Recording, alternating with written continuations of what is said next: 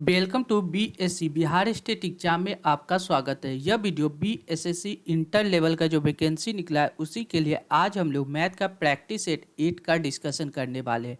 जो एडिटोरिया द्वारा वॉल्यूम 2 के माध्यम से 15 सेट का मॉडल बुक निकाले गए उसी मॉडल सेट में से आज हम लोग प्रैक्टिस सेट 8 के मैथ के जितने भी इंपॉर्टेंट प्रश्न बनते हैं सारे का इस वीडियो में डिस्कशन करेंगे। वीडियो शुरू करने के पहले चैनल को सब्सक्राइब कर ले, साथ ही बेल बटन को दबा दे ताकि आने वाले प्रत्येक वीडियो का नोटिफिकेशन आपको समय पर मिल सके।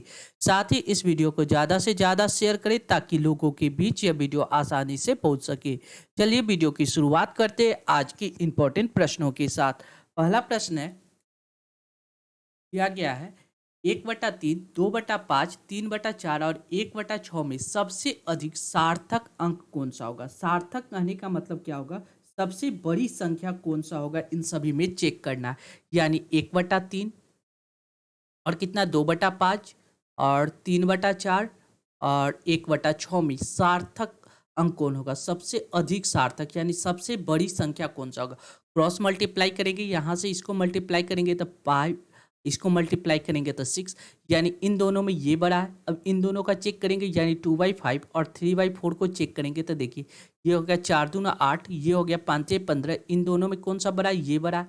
और इसके साथ 1/6 को चेक करेंगे, यानी 3/4 को 1/6 के साथ चेक करेंगे, क्रॉस क्रॉस मल्टीप्लाई करेंगे, 6 18 4, यानी सबसे बड़ी संख्या कितना हो गया 3/4, यानी करेक्ट आंसर ऑप्शन सी इस प्रश्न का करेक्ट जवाब हो जाएगा। कौन सा, ऑप्शन सी।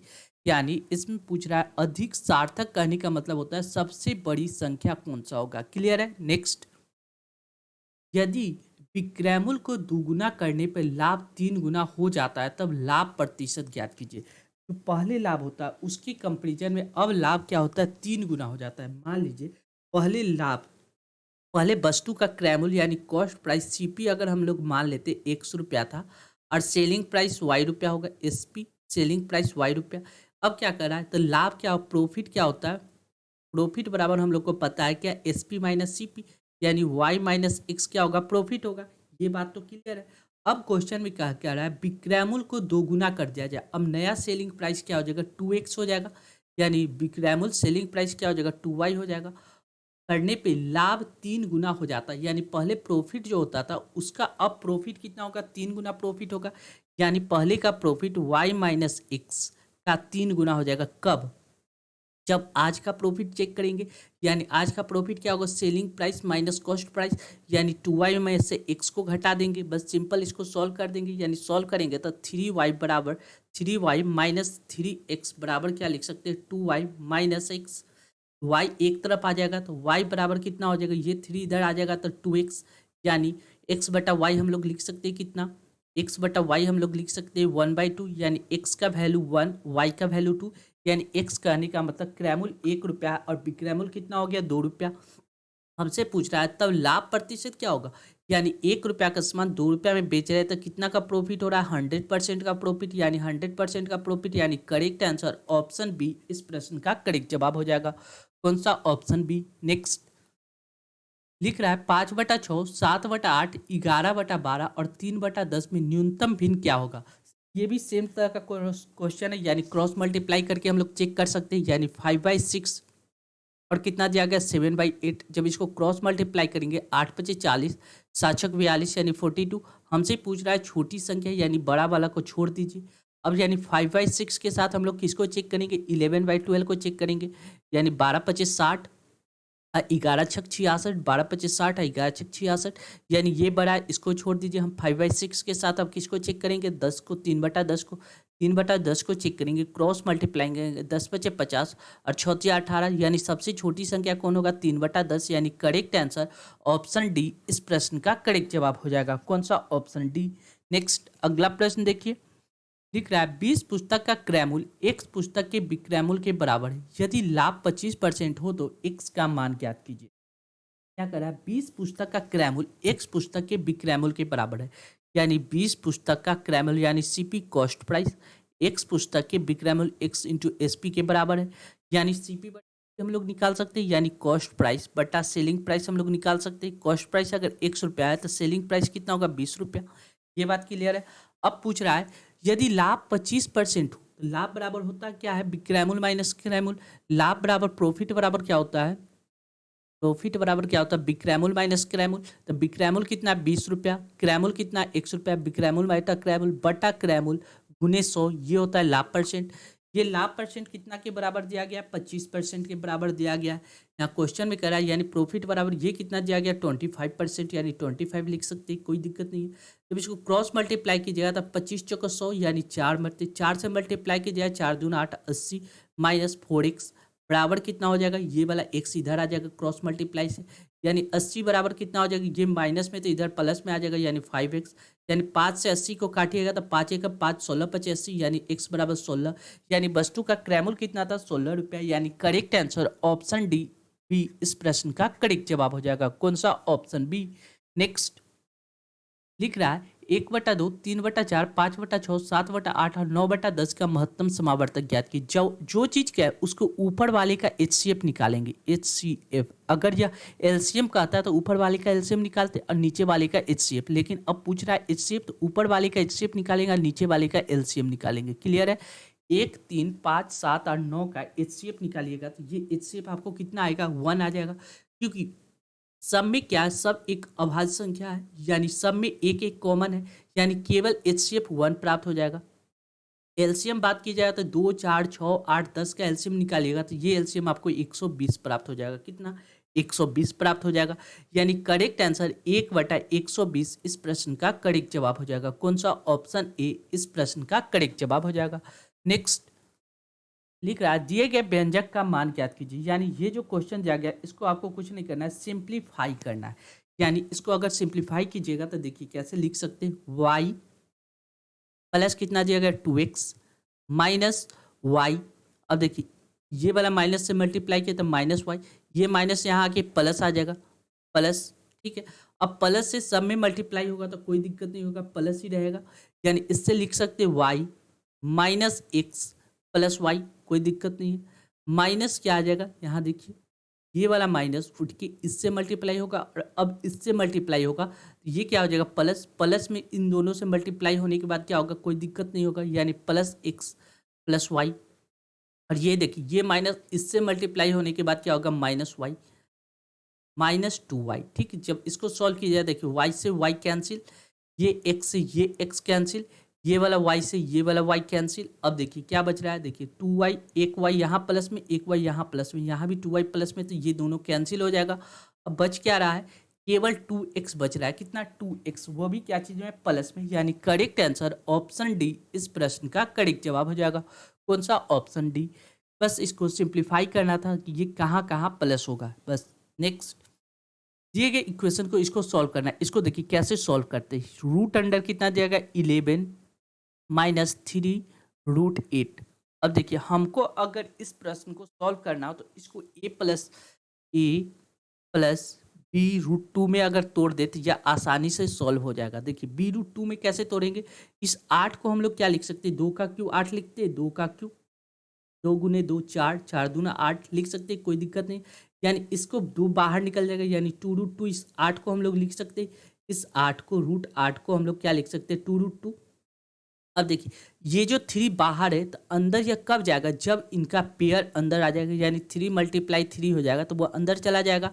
यानी इस बात को हम लोग लिख सकते हैं क्या, देखिए 11 माइनस 2 बाहर निकाल दिए, रूट अंडर यहाँ तक 2 बच रहा है, ये 3 को अंदर ले जाने के लिए 9 से मल्टीप्लाई करना होगा, तभी तो ये 3 बाहर निकलता है। यानी 9 दूना 18, यानी 11 माइनस 2√18 आ गया, 2√18। बस अब इसको सॉल्व कर दे रहा है। अब देखिए 11 माइनस 2√18, अब इसको इस तरह से तोड़ना है कि गुना करने पे क्या आ जाए, जोड़ने या घटाने पे हमको 11 आए और गुना करने पे 18 आ जाए। तो देखिए 9 और कितना में, 9 दूना 18, 9 और 2 में मल्टीप्लाई कर देंगे, 9 और 2 कितना हो जाएगा, 11 हो जाएगा। बीच में साइन कितना, माइनस का, यानी √9 माइनस √2 इसका करेक्ट आंसर हो जाएगा। √9 माइनस √2, √9 बाहर निकलेगा तो कितना आ जाएगा, √9 माइनस √2 लिख सकते हैं इस बात को। तो √9 बाहर निकल के 3 आ जाएगा, माइनस कितना हो जाएगा, √2। अब हमसे पूछ क्या रहा है, किसका वैल्यू निकालना है, a2a प्लस 3b का वैल्यू ज्ञात करना है। देखिए यहाँ पे क्या एक छुपा हुआ है, यानी a की जगह पे अगर हम लोग यहाँ 3 मान सकते हैं तो b की जगह पे क्या होगा 1, बी की जगह पे 1 हो जाएगा, बी की जगह पे क्या हो जाएगा -1 हो जाएगा। ये बात फाइनल है क्योंकि यहाँ प्लस साइन है यानी -1 हो जाएगा। अब जैसे ही आप पुट करेंगे 2a की जगह पे 3 प्लस बी की जगह पे कितना है 3 -1, जब इसको सॉल्व कीजिएगा तो 3 दूना 6, 6 माइनस 3 कितना हो जाएगा 3, यानी करेक्ट आंसर ऑप्शन ए इस प्रश्न का करेक्ट जवाब हो जाएगा। नेक्स्ट अगला प्रश्न देखेंगे। अगला क्वेश्चन क्या कर रहा है, एक भाग की प्रश्न में भाजक भागफल का 12 गुना और शेषफल का 9 गुना है। यदि शेषफल 96 हो तो भाज ज्ञात कीजिए। क्या होता है भाज, भाजक भागफल होता क्या ये बात आपको पता होना चाहिए। यहाँ पे लिखते हैं भाजक, यहाँ पे लिखते हैं भाजक, इसके बीच में होता है भाज्य जिससे भाज्य दिया जाता है। यहाँ पे आता है भागफल, भागफल, और नीचे में आता है क्या शेषफल। क्लियर है, यही इक्वेशन को शेषफल। अब क्वेश्चन में क्या करा है, भाजक भागफल का 12 गुना और शेषफल का 9 गुना। यदि शेषफल 96 यानी ये शेषफल 96 है, ठीक है, ये बात ठीक है। अब क्या करा है, भाजक भागफल का 12 गुना और शेषफल का 9 गुना, यानी भाजक क्या होगा 96 का कितना गुना हो जाएगा 96 का 9 गुना हो जाएगा, ठीक है। और ये इसका कितना गुना है 12 गुना, यानी 96 गुने 9 डिवाइड बाई 12 कर देते तो देखिए 3 से कट जाएगा, 3 3 9, 3 चौक 12, 4 से इसको काटिएगा तो 4 दूना 8, 4 चौक 16, 24, यानी 4 से 12 के 2 हाथ से ले 3 दूना 6 एक साथ, यानी ये भाजक कितना हो जाएगा, भागफल कितना हो जाएगा 72। 72 का अगर 12 से मल्टीप्लाई करेंगे तो ये प्राप्त हो जाएगा। अब क्वेश्चन में क्या करा है, तो भाज ज्ञात कीजिए। तो भाज बराबर होता क्या है, भाज बराबर होता क्या, इन दोनों का मल्टीपल प्लस इसका एडिशन, इन दोनों का मल्टीपल कीजिएगा तो 96 मल्टीप्लाई 9 मल्टीप्लाई कितना 72 प्लस कितना हो जाएगा 96, बस इसको ऐड कर देना है। 96 कॉमन ले लेंगे, अब बचेगा कितना 9 दूना 18 के 8 हासिल 1, 9 सत्ते 63 है, कितना हो जाएगा 64, 64 प्लस 1 इसमें ऐड कर देंगे, यानी 96 मल्टीप्लाई कितना 649। 96 में 649 से अगर मल्टीप्लाई कीजिएगा ये कितना आ जाएगा 9 छक 54, यानी लास्ट में डिजिट कितना आएगा 4, यानी ऑप्शन ए या बी आएगा। जब इसको टोटल सॉल्व कीजिएगा तो ये आ जाएगा 62304, 62304, यानी करेक्ट आंसर ऑप्शन ए इस प्रश्न का करेक्ट जवाब हो जाएगा। नेक्स्ट, एक तस्वीर की चौड़ाई और लंबाई क्रमशः 40 और 1.6 मीटर है। इसी चौड़ाई और इसके परिमाप का अनुपात ज्ञात कीजिए। देखिए कोई भी तस्वीर क्या होगा रेक्टेंगुलर शेप में होगा, तो रेक्टेंगुल हो गया, इसका परिमाप क्या होगा, आयत का परिमाप क्या होता है 2 इंटू एल प्लस बी, लंबाई प्लस चौड़ाई 2 इंटू एल प्लस बी, 2 तो 2 हो गया, लंबाई कितना दिया गया 40 प्लस चौड़ाई कितना दिया गया 1.6।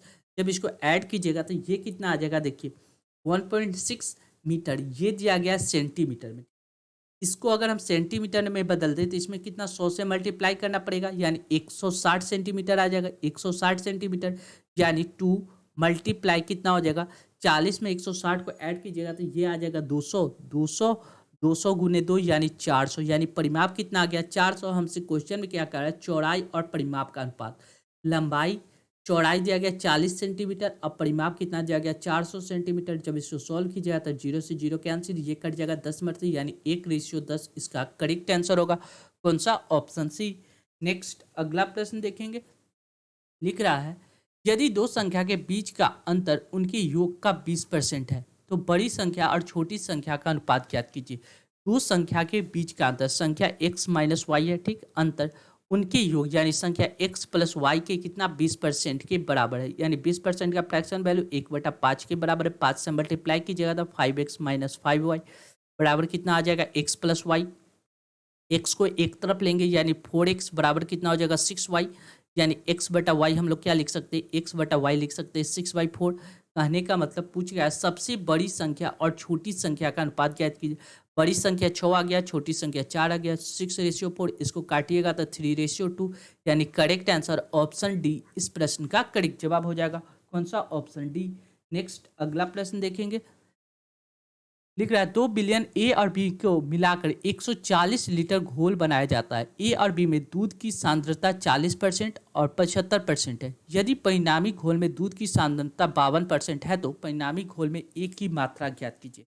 देखिए ए और बी है, ठीक है, ए और बी, ए में दूध कितना 40%, अब बी में कितना है 75%, और दोनों को जब मिलाया गया तो ये 52% मिल के बराबर आ गया।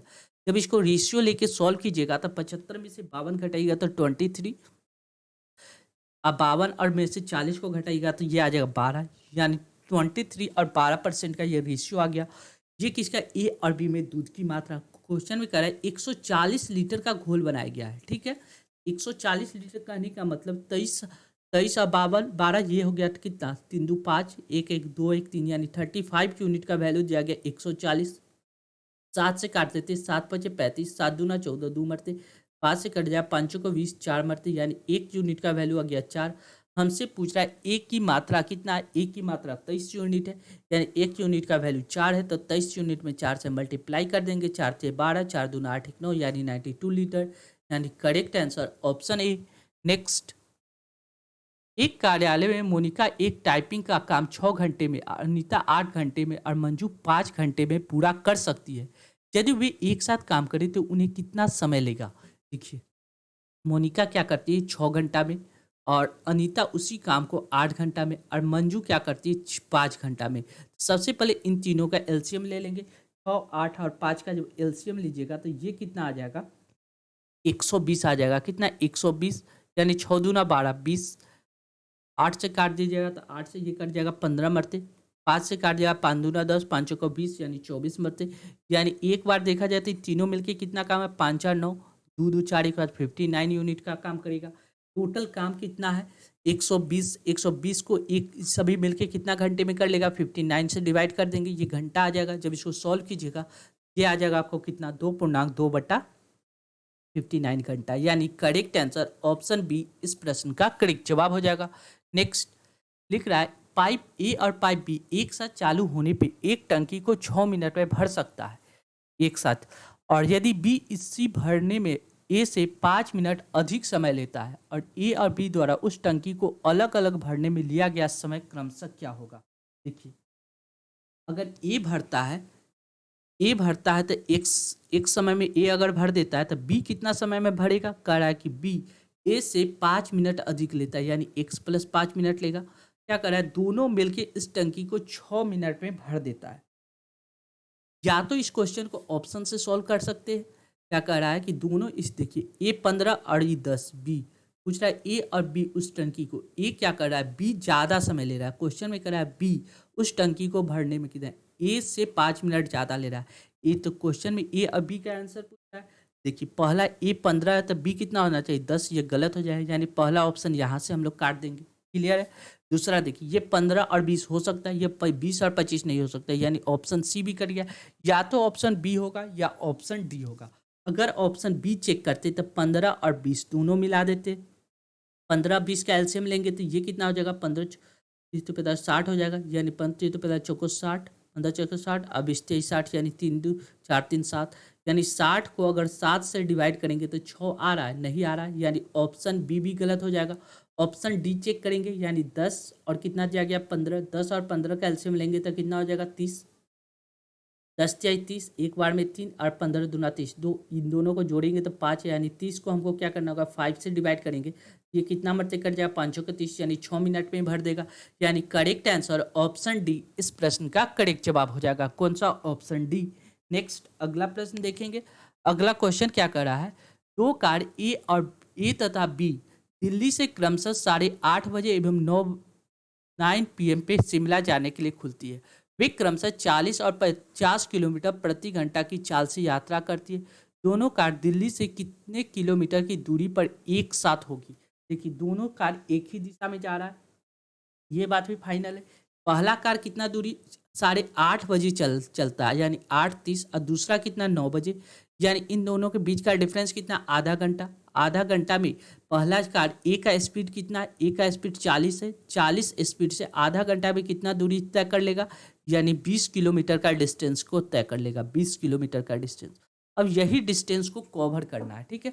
दोनों एक ही डायरेक्शन में जा रहा है, जब सेम डायरेक्शन में जाएगा तो स्पीड घट जाएगा, यानी 40 और 50 का डिफरेंस निकालेंगे तो ये आ जाएगा कितना, 10 के स्पीड से होगा, यानी 10 से डिवाइड कर दीजिएगा, यानी 10 से कट गया, यानी 2 घंटा 2 आवर में इसको पकड़ लेगा। पूछ रहा है कितना दूर पे पकड़ेगा। देखिए, 2 घंटा कब? 9 बजे के बाद। 9 बजे के बाद बी का स्पीड कितना है? 50। 9 बजे के बाद बी का स्पीड कितना है? 50 के स्पीड से चल रहा था। 50 के स्पीड से 2 घंटा में कितना दूरी तय करेगा? तो 5 दूना 10 यानी 5 दूना 10 यानी 100 किलोमीटर का डिस्टेंस को तय कर लेगा। यानी 100 किलोमीटर की दूरी पे उसको क्या किया जाएगा? पकड़ लेगा। क्लियर है? यानी करेक्ट आंसर ऑप्शन सी इस प्रश्न का करेक्ट जवाब हो जाएगा। कौन सा? Option C. अगर वे क्रम से 40 और 50 किलोमीटर चाल से जाता है, दोनों कार दिल्ली से कितनी किलोमीटर की दूरी पे एक साथ होगी? तो यह क्लियर है। यानी 100 किलोमीटर की दूरी दिल्ली से होगा तब वो दोनों एक साथ हो जाएगा। क्लियर? अगर ए का बात करते, यही अगर क्वेश्चन में आपको कंफ्यूजन हो रहा है कि हम बी क्यों लिए, ए अगर लेते तब देखिए, ए लेते तो देखिए ए कितना 40 का स्पीड से 2 घंटा में कितना दूरी तय करेगा? 4 दूना 8 80 किलोमीटर का डिस्टेंस तय कर लेगा। लेकिन क्वेश्चन में क्या कर रहा है? यहाँ देखिए दोनों कार दिल्ली से यानी दिल्ली से चलना शुरू किया। यानी एक कार दिल्ली से जब शुरू किया तो ये पहला आधा घंटा में कितना दूरी तय कर लिया था? 20 किलोमीटर। यानी दिल्ली से इसको 80 किलोमीटर दूर प्लस 20 यानी टोटल 100 किलोमीटर का डिस्टेंस उसको तय करना पड़ता है। यानी correct answer option C. Next दिख रहा है, प्रत्येक 30% की दो क्रमिक वृद्धि, प्रत्येक 30% की दो क्रमिक कमी से कितना प्रतिशत अधिक है? यानी 30% का दो क्रमिक वृद्धि ज्ञात कीजिएगा। तो कैसे निकालते हैं? 30 प्लस 30 गुने 30/100। जब इसको सॉल्व कीजिएगा तो डबल जीरो से डबल जीरो कैंसिल, 30 तो 60, 60 में 9 जोड़ेंगे तो 69 आ जाएगा। यानी ये आ जाएगा वृद्धि में। अब कमी देखे जाएगा तो 30 माइनस 30 है, फिर प्लस 30 प्लस, देखिए कमी का बात किया जा रहा है तो माइनस कितना हो जाएगा? 30 गुने 30/100। इससे काटिएगा तो ये 0 से 0 कैंसिल, 30 30 60, 60 माइनस 9 यानी कितना आ जाएगा? 51% का कमी। अगर आप ऐसे भी माइनस यहाँ रखते, यहाँ भी माइनस रखते, यहाँ प्लस रखते तो कोई दिक्कत नहीं। -60 आ जाएगा, +9 आ जाता, यानी -51 यानी 51% का कमी आ जाता। पहले पूछ रहा है तो दो क्रमिक कमी से कितना प्रतिशत अधिक है? यानी 51% का कमी हो रहा था, यहाँ 69% का वृद्धि हो रहा है। यानी कितना अधिक है? तो आप देखिएगा तो ये हो गया आपको कितना? 51, 8 हो गया, 8 1 9 यानी 18 अधिक है। यानी कितना? 18/51 गुने 100। जब इसको सॉल्व कीजिएगा तो ये कट के आ जाएगा कितना? 35.29%। यानी करेक्ट आंसर ऑप्शन डी। यानी ऑप्शन डी इस प्रश्न का करेक्ट जवाब हो जाएगा। नेक्स्ट, एक परीक्षा में 45% विद्यार्थी इतिहास में और 60% विद्यार्थी हिंदी में उत्तीर्ण हुए। यदि 8% विद्यार्थी दोनों विषय में अनुत्तीर्ण हुए तो दोनों विषय में कितने प्रतिशत विद्यार्थी उत्तीर्ण हुए? तो देखिए ये वेन डायग्राम से सबसे आसान तरीका होता है वेन डायग्राम। क्वेश्चन में क्या करा है? 45% इतिहास में, 60% हिंदी में उत्तीर्ण हुए, पास हुए, और 8% दोनों विषय में अनुत्तीर्ण हुए। दोनों विषय में फेल होने वाली संख्या कितनी दिया गया है? 8%।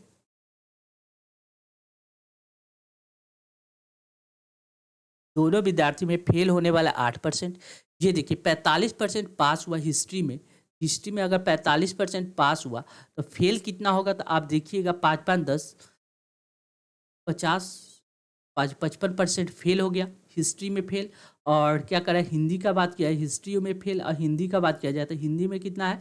हिंदी में 60% पास हो रहा है तो फेल कितना होगा? 40%। देखिए 55 में से 8 तो यहाँ आ गया तो हिस्ट्री बचा कितना? 47%। देखिए 40 में से 8 यहाँ आ गया तो बचा कितना? 32। जब इन दोनों तीनों को ऐड कीजिएगा तो ये कितना आ जाएगा? ये आ जाएगा 87%। यानी 87% वह है जो क्या हो रहा है? फेल हो रहा है। फेल वाले व्यक्ति की संख्या कितना हो गया? 87। तो पास कितना होगा? 100 में से 87 को घटा दीजिएगा, ये आ जाएगा 13% व्यक्ति क्या हो गया? उत्तीर्ण हो रहा है। यानी करेक्ट आंसर ऑप्शन सी इस प्रश्न का करेक्ट जवाब हो जाएगा। नेक्स्ट, एक मोबाइल फोन का अंकित मूल्य उसकी क्रय मूल्य से 12% अधिक है। यदि अंकित मूल्य पे 8% की छूट दी जाती तो लाभ प्रतिशत ज्ञात कीजिए। देखिए एक मोबाइल का अंकित मूल्य जो है उसके क्रय मूल्य से 8% अधिक है। क्रय मूल्य से 8% अधिक है। कॉस्ट प्राइस सीपी अगर 100 रुपया है, सीपी कॉस्ट प्राइस, तो मार्क प्राइस कितना होगा? 8%, 12% अधिक यानी 112 रुपया। अब क्या करें? अंकित मूल्य पे 8% छूट दी जाए। यानी इस पे अगर हम 8% का लॉस करेंगे, 8% छूट देंगे, तो 112 का 8% छूट देंगे तो सेलिंग प्राइस कितना हो जाएगा? 103.4, यानी 103.4। तो लाभ प्रति 100 रुपया का सामान हम बेच रहे हैं 103.4 में, कितना का प्रॉफिट हुआ? 3.04%, यानी correct answer option C. Next, साधारण ब्याज की एक निश्चित दर पे कोई राशि 2 वर्ष में स्वयं का 8/7 गुना हो जाता है। वार्षिक ब्याज की दर ज्ञात कीजिए। देखिए, कोई धनराशि 2 वर्ष में स्वयं का 8/7 गुना हो जाता है। मान लीजिए कोई प्रिंसिपल 7 यूनिट है, ठीक है। मान लेते हैं प्रिंसिपल पी जो है, प्रिंसिपल हमने कितना माना? 7 यूनिट, ठीक।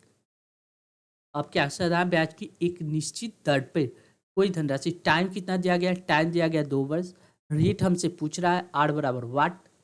देखिए, सिंपल इंटरेस्ट का सिंपल फार्मूला क्या होता है? प्रिंसिपल गुने रेट गुने टाइम बटा 100। बस सिंपल इंटरेस्ट कितना हो जाएगा? साधारण ब्याज की एक निश्चित दर पे कोई धनराशि 2 वर्ष में स्वयं का 8/7 गुना हो जाता है। तो मान लीजिए प्रिंसिपल कितना है? 7 यूनिट। रेट हमसे पूछ रहा है 8। टाइम कितना? 2 वर्ष में। कितना हो जाता है? प्रिंसिपल का 8/7 गुना, यानी 7 का कितना? 8/7 गुना, यानी 7 से 7 कैंसिल, यानी 8 हो जाएगा। अब देखिए, ये कितना आ जाएगा? 2 से काटिएगा, 2×5 = 10, 50, यानी रेट कितना हो जाएगा? 50। रेट बराबर हो जाएगा 8×5 = 40, यानी 400/7। रेट बराबर हो जाएगा 400/7। 400/7 को अगर हम सॉल्व कीजिएगा तो ये कितना आ जाएगा? 1 मिनट। क्वेश्चन क्या कर रहा है? देखिए, साधारण ब्याज की दर पे एक निश्चित दर पे कोई राशि 2 वर्ष में स्वयं का इतना गुना हो जाता है। मान लीजिए कोई प्रिंसिपल पी है, पी प्रिंसिपल है, प्रिंसिपल मान लीजिए 7 यूनिट है। बस वह अमाउंट कितना हो जाता है? तो क्या कर रहा है? प्रिंसिपल का कितना? 8/7 गुना हो जाता है, यानी अमाउंट 8/7 हो जाएगा। सिंपल इंटरेस्ट ऐसा ही कितना हो जाएगा?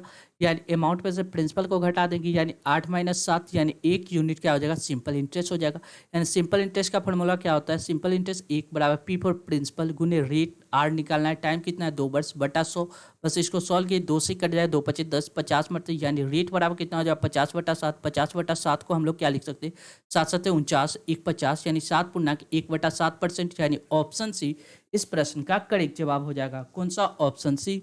नेक्स्ट, यदि ब्याज वार्षिक रूप से संयोजित होती है तो 10,000 रुपये के मूलधन पे 12% वार्षिक दर से 2 वर्ष से प्राप्त होने वाला मिश्रधन ज्ञात कीजिए। 12% वार्षिक दर से 2 वर्ष के में हमको कितना मिश्रधन प्राप्त होगा? यानी हमको क्या है? यदि ब्याज वार्षिक रूप से संयोजित है तो 10,000 रुपये पर मूलधन पे 12% वार्षिक दर से 2 वर्ष से प्राप्त होने वाला अमाउंट हमको निकालना है। यानी 12% का फ्रैक्शन वैल्यू कितना होता है? 12% का अगर फ्रैक्शन वैल्यू देखिएगा तो ये होता है 3/25। 3/25, यानी पहला वर्ष में कितना था? 10,000 रुपया था, ठीक है। 10,000 रुपया पहला वर्ष में, 25 से 3 बढ़ गया, 25×3 = 28, 28/25। फिर अगला साल कितना? 5×3 = 8, 25×3 = 28/25। जब इसको सॉल्व किया, 25×4 यानी 4 मरते, यानी 400। 25 से काटे, 25×4 यानी 4 मरते, 4×16 यानी 16 × 28 जब इसको सॉल्व कीजिएगा, 16 को 28 से मल्टीप्लाई कीजिएगा तो यह आ जाएगा 12,544, यानी करेक्ट आंसर ऑप्शन डी इस प्रश्न का करेक्ट जवाब हो जाएगा। नेक्स्ट, 14 दोस्तों की औसत आयु 14 वर्ष है। यदि 15वें दोस्त को आयु जोड़ दी जाए तो औसत वही रहता है, तो 15वें दोस्त की उम्र क्या है? तो 15वां दोस्त कितना अपना एज लेके आया? 14 ही वर्ष लेके आएगा, तब ना उसके एवरेज में कोई चेंजिंग नहीं होगा। देखिए, 14 वर्ष, 14 दोस्त की एवरेज कितना है? 14 वर्ष। अगर हर व्यक्ति 14-14 लेके आ रहा है तो एवरेज में कोई चेंजिंग नहीं होगा। अब कह रहा है 15वां व्यक्ति भी आया और वह भी क्या कर रहा है? 15वें दोस्त की उम्र में औसत वही रहता है, यानी एवरेज को, यानी 15वां व्यक्ति आया लेकिन उसका एज कितना था? 14 ही वर्ष था, तभी तो एवरेज में कोई चेंजिंग नहीं हो गया। यानी करेक्ट आंसर ऑप्शन सी इस प्रश्न का करेक्ट जवाब होगा। अगर आप इसको ऐसे ना सॉल्व करके, ऐसे कंसेप्चुअल नहीं जानते हैं तो आप ऐसे भी कर सकते। देखिए, 15 व्यक्ति की एवरेज कितना है? 14, 15×14 माइनस कितना? 14 व्यक्ति का एवरेज कितना है? 14×14। जब इसको सॉल्व कीजिएगा, 15 में 14 से मल्टीप्लाई कीजिएगा तो आ जाएगा 210, और 14 में 14 से मल्टीप्लाई 196। इन दोनों का डिफरेंस निकालिएगा तो ये आ जाएगा 14, यानी correct answer option C. Next, 24 संख्या का औसत 43 है। यदि हम प्रत्येक संख्या में एक संख्या m घटाते हैं तो औसत 38 हो जाता है। m का मान ज्ञात कीजिए। देखिए प्रत्येक संख्या में m घटाते हैं तो एवरेज कितना हो जाता है, 38 हो जाता है। देखिए पहले 24 संख्या था, एवरेज कितना दिया गया 43, अब कितना है 38 हो रहा है, यानी एवरेज में कितना का कमी हो रहा है। आप देखिएगा तो 48, 5 3 8 यानी 5 का कमी हो रहा है। यानी 5 की कमी क्यों हो रहा है, क्योंकि सब में से 5 5 हमने निकाल लिया। क्या कर रहा है, एक संख्या m घटाते, m किस में से, सब में से 5 5 को हमने घटा रहा है। यानी करेक्ट आंसर ऑप्शन बी इस प्रश्न का करेक्ट जवाब हो जाएगा। कौन सा, ऑप्शन बी। यानी एवरेज में से, सब में से अगर हम 5 5 घटाएंगे तो औसत कितना हो जाएगा, 38 हो जाएगा। यानी correct answer option B. Next, किसी वस्तु का क्रयमूल्य तथा विक्रयमूल्य का अंतर 180 रुपया है, तो लाभ परसेंट 20% है, तो विक्रयमूल्य ज्ञात कीजिए। देखिए लाभ क्या हो रहा है, 20% का प्रॉफिट हो रहा है, 20% का प्रॉफिट हो रहा है। और लाभ बराबर क्या होता है, विक्रयमूल्य माइनस क्रयमूल्य। यानी विक्रयमूल्य में से क्रयमूल्य को घटा देंगे, इन दोनों का अंतर, क्रयमूल्य तथा विक्रयमूल्य का अंतर 180 रुपया, यानी 180 रुपया, यानी 20% का वैल्यू 180 रुपया। लाभ 20 रुपया हो रहा है, यानी 180, यानी विक्रयमूल्य यहाँ से हम लोग निकाल सकते हैं। यानी 20 से काट जाए 0, 2 से कट जाएगा 9 दूना 18। लाभ क्या हो रहा है, 20% का प्रॉफिट हो रहा है। 20% प्रॉफिट करने का मतलब 120/100, यानी 100 रुपया का सामान हमने कितना पे बेच रहे हैं, 20 रुपया में। यानी इसको काटिएगा तो ये हो जाएगा 6 दूना 12, 5 दूना 10, यानी 5/6। इन दोनों का डिफरेंस कितना, एक यूनिट का वैल्यू दिया गया 180। हमसे पूछ रहा है विक्रयमूल्य इतना है, तो विक्रयमूल्य क्या होगा, एक यूनिट का, 5 रुपया का सामान 6 यूनिट में बेच रहे हैं, एक यूनिट का वैल्यू 180 है, तो 6 यूनिट का वैल्यू कितना हो जाएगा, 180 × 6, यानी 0 8 छक 48 के 8 हासिल 4 6 4 10, यानी 1080। यानी करेक्ट आंसर ऑप्शन ए इस प्रश्न का करेक्ट जवाब हो जाएगा। कौन सा, ऑप्शन ए। नेक्स्ट अगला प्रश्न देखेंगे। लिख रहा है 28.09 का वर्गमूल ज्ञात कीजिए। 28.09 का हमको क्या निकालना है, वर्गमूल निकालना है। इस बात को हम लोग क्या लिख सकते हैं, 2809/100 लिख सकते हैं, कोई दिक्कत नहीं हो सकता। 100 बाहर निकलेगा तो 10 आ जाएगा। अब देखिए 2809 को हमको रूट से बाहर निकालना है। ये कितना मरते निकलेगा, तो देखिए 2809 को अगर हम निकालते हैं तो पेयर लगाएंगे, पीछे से पेयर लगाएंगे, देखेंगे कि लास्ट का किसका स्क्वायर का लास्ट डिजिट 9 होता है, तो 3 का स्क्वायर 9 होता है, 7 का स्क्वायर 49 होता है। और देखिए 28 किसके स्क्वायर के बीच में आता है, तो देखिएगा 5 का स्क्वायर 25 होता है, 6 का स्क्वायर 36 होता है। यानी अब देखिए 6 5 30, 30 से क्या है, यह छोटा है, यानी रिजल्ट कितना आ जाएगा, 53 आ जाएगा। यानी इसका स्क्वायर निकालेगा तो ये आ जाएगा 53। हमको क्या करें, यहाँ वैल्यू 53/10, यानी रिजल्ट कितना आ जाएगा 5.3, यानी correct answer option D. Next अगला प्रश्न देखेंगे। लिख रहा है इसमें PQR का वैल्यू ज्ञात कीजिए। PQR और इसका वैल्यू ज्ञात करना है, तो आपको क्या करना होगा, इस बात को हम लोग क्या लिख सकते हैं, देखिए 2P बराबर कितना दिया गया, 3Q बराबर कितना दिया गया, 4R बराबर कितना दिया गया, 5S। सभी को हम लोग मान लेते हैं कि, यानी P का वैल्यू कितना आ जाएगा, P के जगह पे हम लोग क्या रखें, K/2 रेशियो, Q के जगह पे कितना लिख सकते हैं, K/3 रेशियो, R के जगह पे कितना लिख सकते हैं, K/4 रेशियो, 5 की जगह पे क्या लिख सकते हैं, K/5। देखिए के सब में तो सब कैंसिल हो जाएगा। अब देखिए 2 3 4 5 का एलसीएम लीजिएगा तो ये कितना आ जाएगा, 5 को 20, 20 से 60, 60 एलसीएम ले लेते, मान लेते 60 अगर एलसीएम ले लेंगे, देखिए 60 एलसीएम ले लेंगे, डिवाइड करेंगे 2 से तो 30 आ जाएगा, 3 दूना 6 20 आ जाएगा, 15 चौको 60 15 आ जाएगा, और 12 25 60 12 आ जाएगा। यानी 30 20 15 12 इसका करेक्ट आंसर होगा। यानी ऑप्शन डी इस प्रश्न का करेक्ट जवाब हो जाएगा। कौन सा, ऑप्शन डी। नेक्स्ट लिख रहा है लॉग इतना बराबर इतना हो तो एक्स का मान ज्ञात कीजिए। क्या दिया गया है, log 3x बराबर -2, यानी इस बात को हम लोग क्या लिख सकते हैं, x बराबर क्या होगा, x बराबर क्या होगा, देखिए 3 के पावर -2, 3 के पावर -2। अब देखिए ये पावर -2 है, इस बात को हम लोग क्या लिख सकते हैं, 1/3 लिख सकते हैं, 3 का स्क्वायर। यानी x बराबर कितना आ जाएगा, 1/9। यानी करेक्ट आंसर ऑप्शन डी इस प्रश्न का करेक्ट जवाब हो जाएगा। कौन सा, ऑप्शन डी। क्लियर है, चलिए thank you for watching this video. ऐसे ही वीडियो पाने के लिए अपने channel BSc Bihar state exam को सब्सक्राइब कर ले, साथ ही इस वीडियो को ज़्यादा से ज़्यादा शेयर करें ताकि लोगों के बीच यह वीडियो आसानी से पहुंच सके। Thank you once again.